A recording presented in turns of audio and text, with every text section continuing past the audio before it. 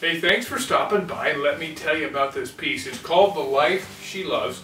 Now, this is a cowgirl. You're talking the period about 1915, 1920, right in that era. The gear all comes from about 1915.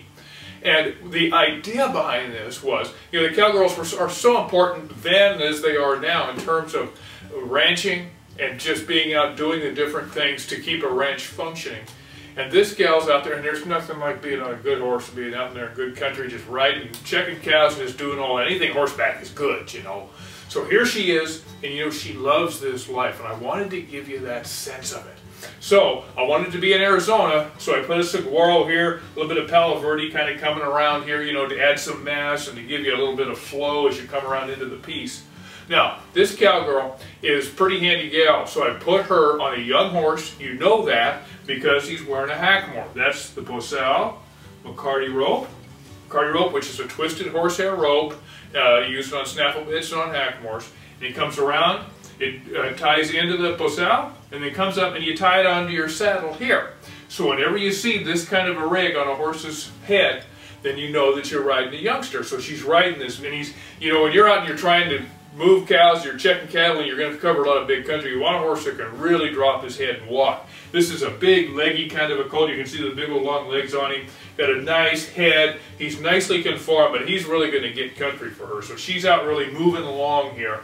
She's got on gauntlets right here, where they were the most popular gauntlet of that particular period. And they've got a little horseshoe stitched into the cuff of them there. Now right here off her hand is a quirt. Because what would happen, let's say you're riding along and this old colt's doing pretty well, and then all of a sudden some quail flush up out of something and spook him or something else happens. Well, if he swallows his head and he drops his head and goes to bucking, you got to get that head up because a horse can't buck with his head up.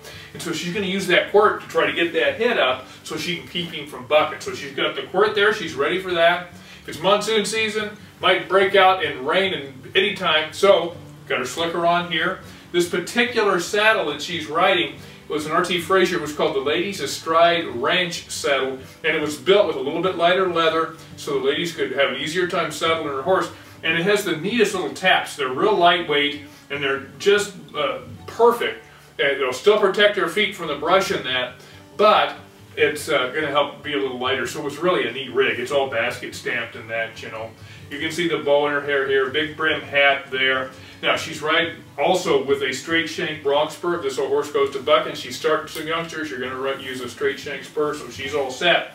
And you can see there's some cattle tracks right here, and she's just moving along, and it's a great day, and there's just nothing better than that, and she's just living the life she loves. Thanks for stopping by and let me tell you about it.